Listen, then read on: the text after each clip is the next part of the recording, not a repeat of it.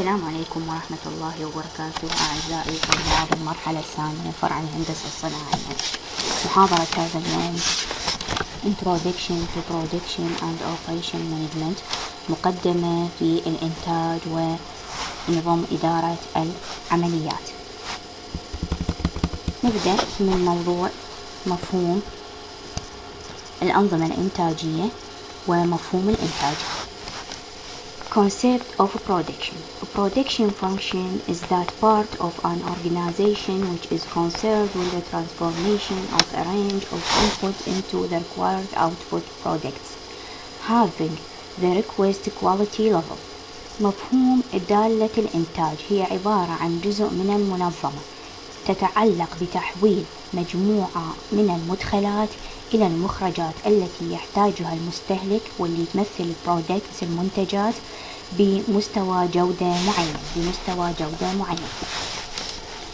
Production الإنتاج is defined as the step-by-step conversion of one form of material into another form through chemical or mechanical process to create or enhance the utility of the product to the user.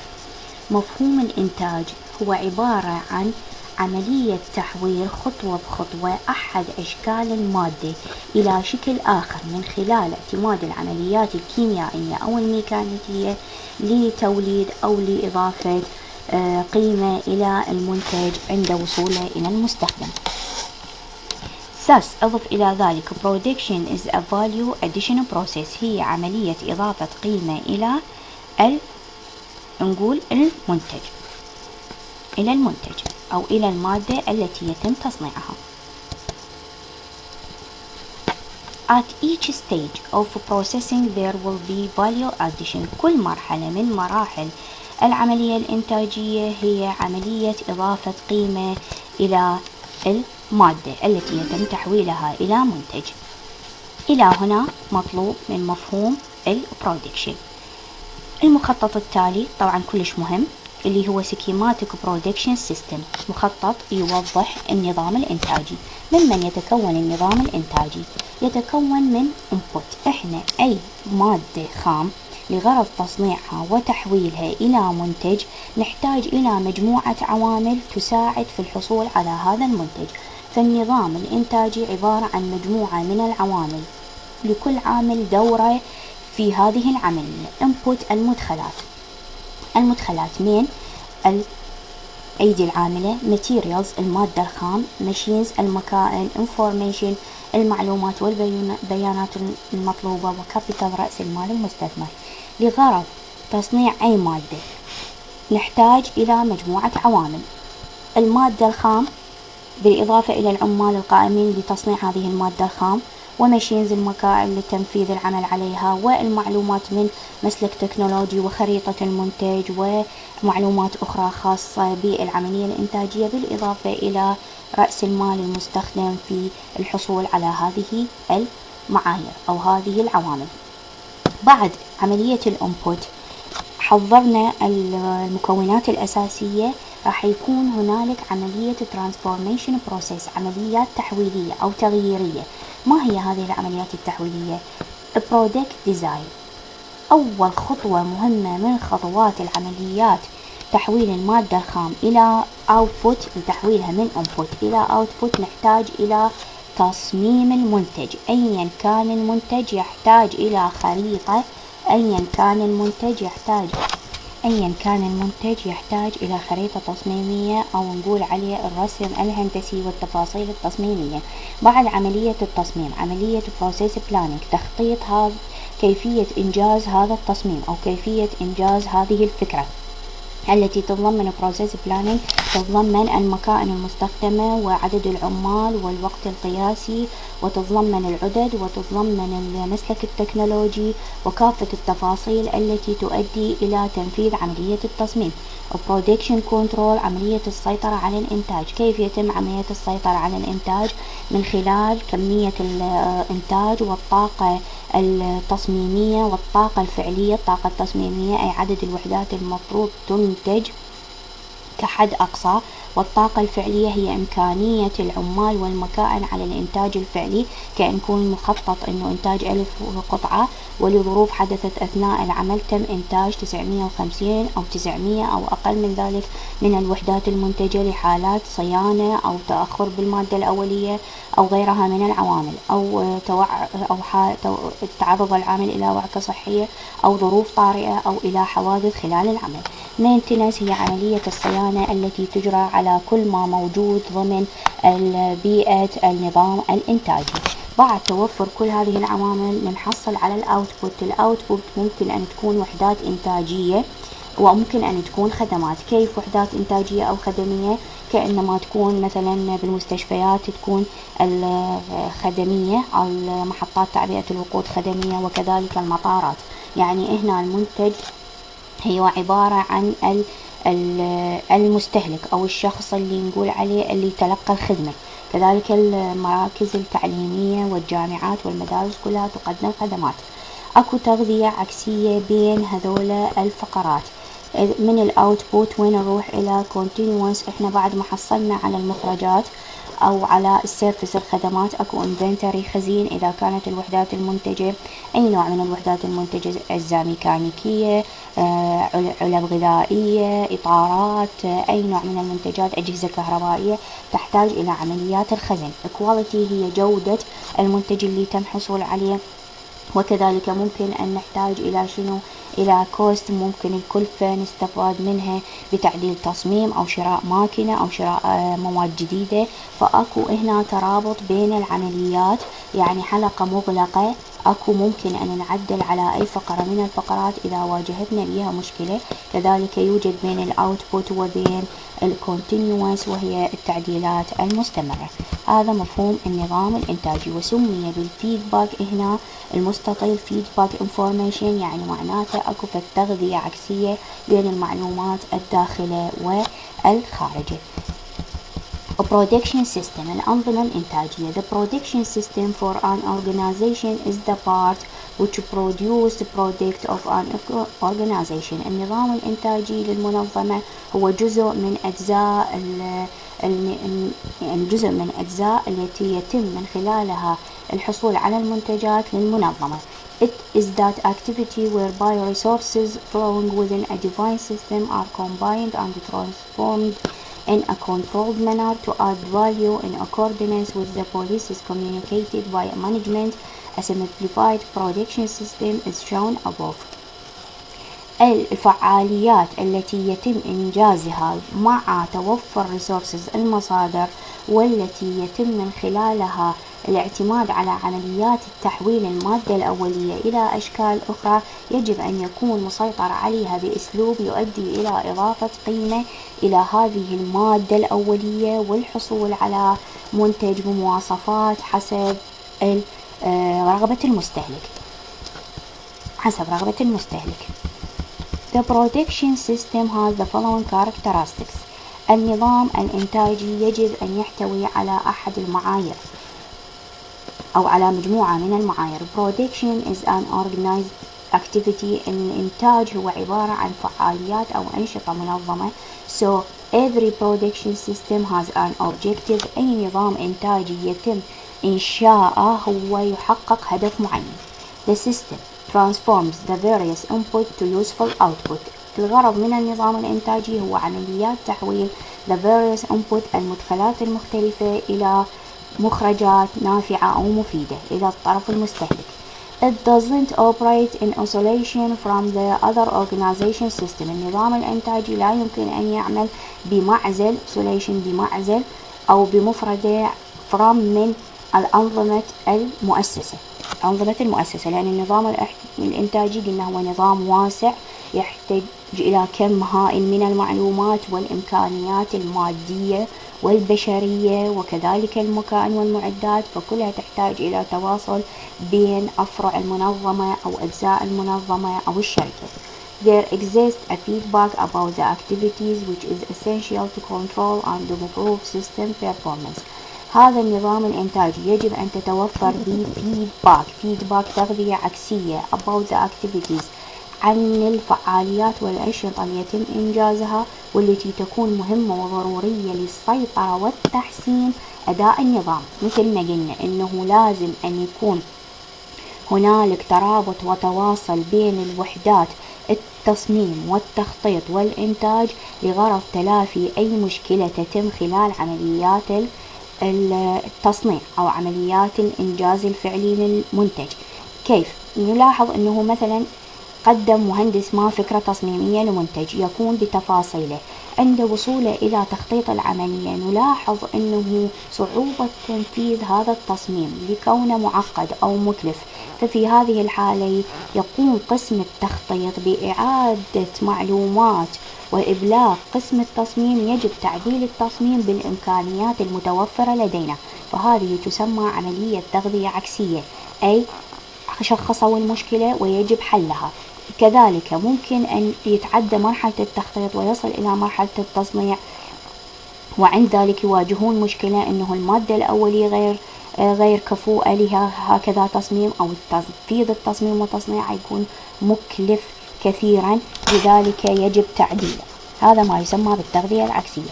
Classification of Production System، تصنيف أو أنواع أو تقسيم الأنظمة الإنتاجية. هذا المخطط مطلوب. يوجد عدة أنواع من الأنظمة الإنتاجية، كل حسب مواصفاته وحسب استخداماته. نلاحظ أنه المحور العمودي Production Operation Volume، عمليات الإنتاج وحجم الإنتاج، والمحور الأفقي اللي يمثل Output to Product Variety، تنوع المنتجات والمخرجات، لأن احنا قلنا المخرجات ممكن تكون Product أو Services خدمات. أول نوع عندنا نلاحظه هو يبدأ من الأقل شيء إلى الأعلى تصاعديا Job Production، والنوع الآخر Batch Production وMass Production وContinuous Production. طبعا يبدأ التدرج من ليش من الأسفل للأعلى؟ لأنه الجوب شوب برودكشن راح يكون أقل عدد من المنتجات، ممكن أن يصل إلى منتج واحد، زين، لأسباب معينة نتعرف عليها فيما بعد. باتش برودكشن حتكون الدفعة الإنتاجية أكبر، وكذلك ماس برودكشن حيكون كمي، وكذلك الكونتينيوس وهو بشكل مستمر. وإحنا قلنا المحور لذلك من الأسفل إلى الأعلى هو تزايدي بتزايد التنوع المنتجات والمخرجات مع الكمية الإنتاجية أو حجم العمليات. Number 1 or Class 1 Classification 1 Job Shop Production، نظام الإنتاج الفردي.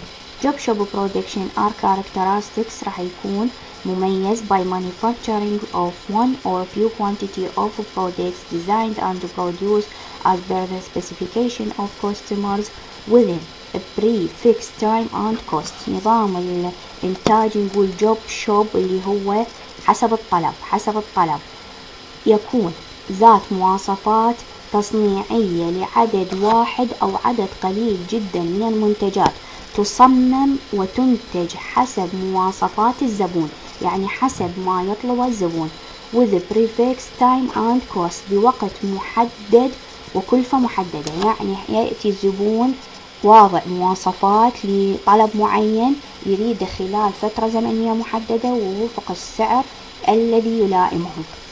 The distinguishing feature of this is low volume and high variety of products. من سمات هذا النوع راح تكون مواصفاته لدفعات بأحجام قليلة، يعني عددها قليل لكن أنواعها كثيرة. يعني شنو؟ هسه نتعرف عليه بالتفصيل.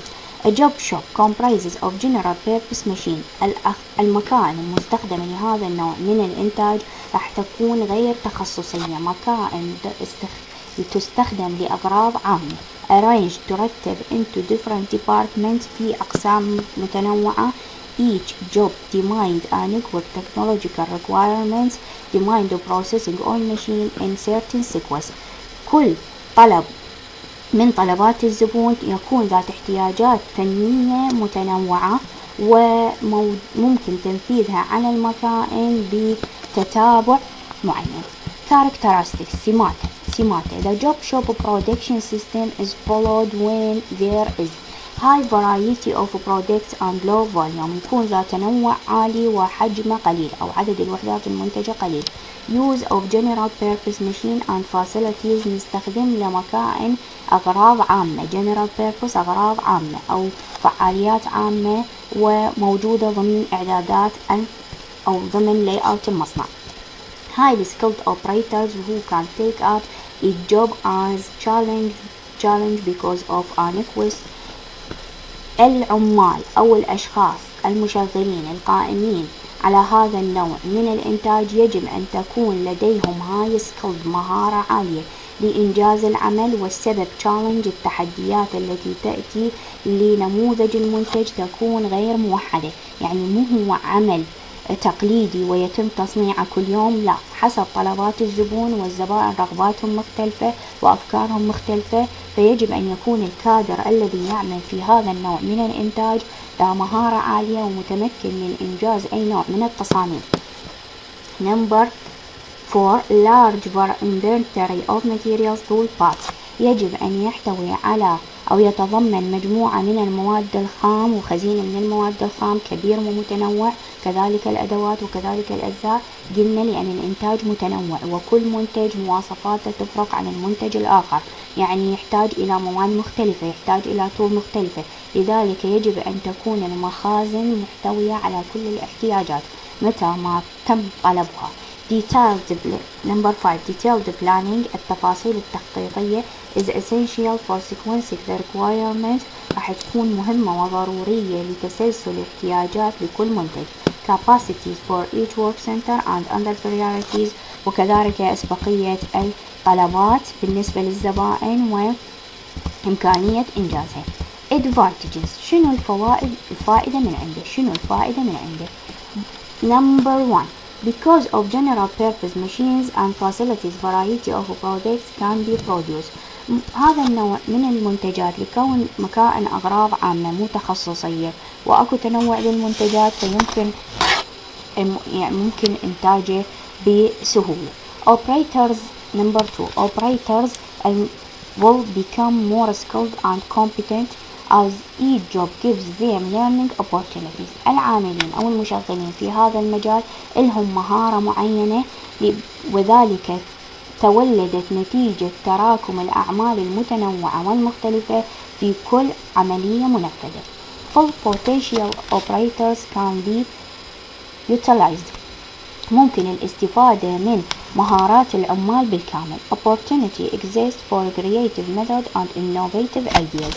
أكو فائدة بهذا النوع إنه في كل مرة يأتي منتج ذا تصميم مختلف يتم تصنيعه وإنجازه ستضاف فكرة جديدة من الأفكار التي تم إنجازها إلى خبرة العمال. من المحددات higher cost due to frequent set-up change، يحتاج إلى كلف عالية في حالة الإعداد والتهيئة للعمليات لكونها متنوعة. higher level of inventory at all levels and hence higher inventory cost، كذلك الكلف مستوى عالي من الكلف الخزين التي نحتاجها، قلنا لأن نحتاج إلى خزين بكميات عالية ومتنوع. production planning is complicated، تخطيط الإنتاج راح يكون نوعا ما بتعقيدات لأنه المنتج متغير في كل مرة، وبما أنه متغير يحتاج إلى لأن تصميمه متغير فتخطيط العملية متغيرة. large space requirement، كذلك احتياجات إلى مساحات واسعة لكثرة متطلبات هذا النوع. Number 2 batch production.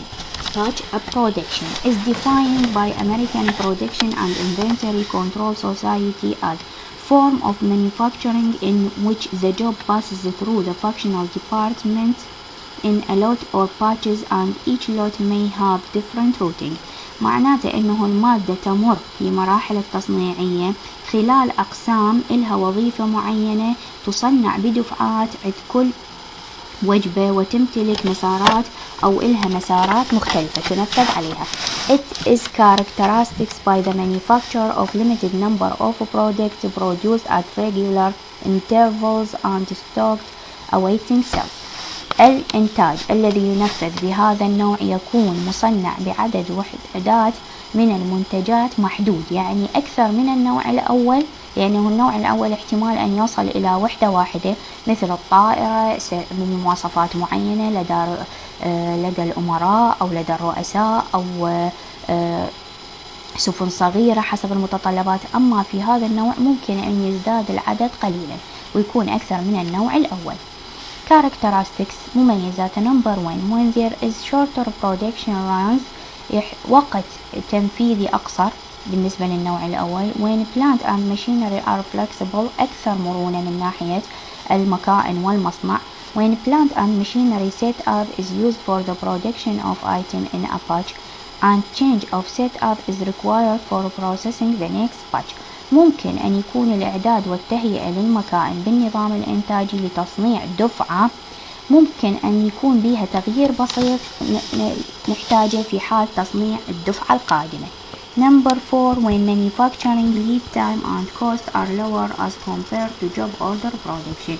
وقت إنجاز العمل أو العمليات وكلفته راح تكون أقل مقارنة بين النوع الأول. advantage المواصفات أو الفوائد منه أو سماته. better utilization of plants and machinery انتفاع أفضل بالنسبة للمصنع وبالنسبة للمكائن. promote functional specialization. شنو يعني هنا الوظيفة تكون تخصصية أكثر من النوع الأول. قلنا هنا كمكائن أغراض عامة هنا نوعا ما متخصصة. cost per unit is lower as compared to job order production. كلفة وحدة إنتاج الوحدة الواحدة حتكون أقل مقارنة بالجوب شوب. flexibility المرونة to accommodate and process number of products. يوجد نوعا ما مرونة بعدد العمليات المنجزة بالنسبة للمنتج. job satisfaction exists for operators. وعندنا هنا العمل راح يكون نوعا ما أسهل لدى المشغلين، يعني مو يحتاج إلى مهارة جدا متخصصة مثل النوع الأول. المحددات number 1 material handling is complex because of irregular and longer flows. نظم مناولة المواد الخام أو المواد اللي نحتاجها بالتصنيع راح يكون أعقد because والسبب إنه انسياب المنتج خلال العمليات التصنيعية راح يكون أكثر صعوبة أو مساره أطول. production planning and control is complex. عملية تخطيط السيطرة والإنتاج راح تكون أكثر تعقيد. number 3 work in process inventory is higher compared to continuous production. راح يكون العمل بالمساحات التخزينية أو بالمخازن راح يكون أكبر مقارنة بنظام الإنتاج المستمر. higher setup cost due to frequent changes in setup. راح يحتاج إلى كلف إعداد أعلى بوجود تغييرات متكررة بالإعداد. يعني إحنا قلنا ينتج عدد من المنتجات أعلى من النوع الأول. هاي المنتجات ممكن أن تتغير بين فترة وفترة فيحتاج إلى إعدادات للعمليات. النوع الآخر الماس برودكشن manufacture اللي هو الإنتاج نسميه كمي. ماس يعني بكميات. manufacture of discrete parts or assemblies using continuous process are called mass production. عملية تصنيع لأجزاء منفصلة discrete or assemblies أو مجمعة باستخدام continuous processes عمليات مستمرة called mass production الإنتاج الكمي.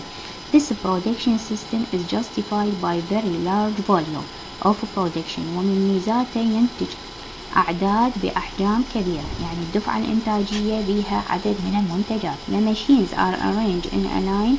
المكائن تكون مرتبة بشكل خط واحد أو بشكل نمط متسق. يسمى product layout على أساس المسلك التصنيعي للمنتج. يعني الخط الإنتاجي من يكون منصب في المصنع أو يتم ترتيبه بالمصنع على أساس تسلسل العمليات الإنتاجية للمسلك التكنولوجي لهذا المنتج. مثلا أكو منتجات لا يمكن إجراء تغييرات عليها، مثلا المنظفات، مساحيق الغسيل، هاي موادها الأولية هي ثابتة، إن كان أكو تغيير فباللون أو بالعطر، وإنما المسلك التكنولوجي ثابت. تختلف عن منتجات أخرى كأجزاء ميكانيكية ممكن أن تتغير بها مواصفات تصنيعية أو سمات تصميمية، لذلك خطوط الإنتاج تكون منسقة بشكل واحد. Product and process standardization exist and all output follow the same path. كذلك العمليات تكون موجودة، تكون قياسية، وكل المخرجات الإنتاجية إلها نفس المسار الإنتاجي، مثل ما وضحت كخط تصنيع المساحيق الجافة أو الصابون أو مساحيق التنظيف الأخرى اللي يكون التغيير فقط بالعطر وبالألوان. Characteristics: the standardization of product and process sequences. أكو عمليات قياسية ثابتة وتسلسلها ثابت بدون تغيير. Dedicated special purpose machine تستخدم مكائن متخصصة having higher production capacities and output rate. ايش راح تستخدم مكائن متخصصة لها طاقة إنتاجية عالية ومعدل إنتاج وحدات عالي. large volume of products. large volume راح يكون المنتجات قلنا بحجوم كبيرة. shorter cycle time of production. الوقت المستخدم في إتمام العملية الإنتاجية راح يكون أقصر مقارنة بالأنواع الأخرى. lower in process inventory راح يكون أقل من ناحية الخزين. perfectly balanced production line. والخطوط الإنتاجية راح تكون مثالية نوعا ما. هنا تحفظ 5 نقاط من الكاركترستكس. الادفانتج: higher rate of production with reduced cycle time. كثرة الإنتاج راح يقلل وقت دورة العمل. ليش؟ لأنه عمل متكرر ومتعود عليه القائم بالعمل أو العامل، فيكون عنده سهل. higher capacity utilization due to line balancing. كلما كان، شو نقصد بالline balancing؟ كلما كان انسياب العمل والأمور مترتبة أكثر والعمل منسق أكثر، راح يكون إمكانية بإنتاج دفعات إنتاجية أعلى، يعني التغلب على المشاكل والمعوقات داخل بيئة العمل. less skilled operator or required. كنا يحتاج إلى مهارة أقل من ناحية المشغلين، لأنه العمل مساره متكرر وروتيني وممكن أن يستمر لسنوات بدون تغيير.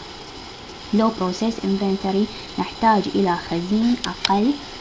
ليش؟ لأنه قلنا أن المنتج نمطي ما بيه تنوع، فما يحتاج إلى أنه نخزن مواد متنوعة ولا أدوات متنوعة، وإنما فقط المواد التخصصية التي تستخدم لذلك المنتج. manufacturing cost per unit is low.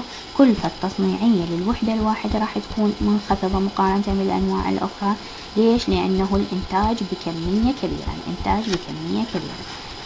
المحددات: breakdown of one machine will stop an entire production line. من مساوئ هذا النوع من الإنتاج بما أنه هو مرتب حسب العمليات التصنيعية، أي يخرج من مرحلة أو من ماكينة ويدخل على الماكينة الأخرى أو المحطة الأخرى. إذا صار إخفاق أو توقف لسبب ما، صيانة أو كسر في أحد المكائن، سوف يؤثر على مرور على الماكينة الأخرى، يعني راح يتأخر الإنتاج بأكمله، يعني المنتج ما يكمل مرحلة إذا ما يدخل مرحلة جديدة إذا ما يكمل المرحلة تسبقها. line layout need major change. يحتاج إلى تغييرات جذرية with the changes in the product design. أي تغيير تصميم المنتج يحتاج إلى تغيير المكائن أو ترتيب الخط الإنتاجي. high investment in production facilities. ويحتاج إلى كلفة استثمار عالي. ليش؟ لأن الخط الإنتاجي يشترى أو يستثمر خصيصا لهذا النوع من المنتجات، ولا يمكن تصنيع منتج آخر فيه، على عكس الجوب شوب قلنا مكائن أغراض عامة وممكن أن نصنع بيها أكثر من نوع. The cycle time is determined by the lowest operation. وقت دورة العمل يحدد على أساس أقل عملية. الكونتينووس برودكشن نفس مواصفات النوع اللي سبقه، اطلاع عليه فقط، غير مطلوب منكم، وإنما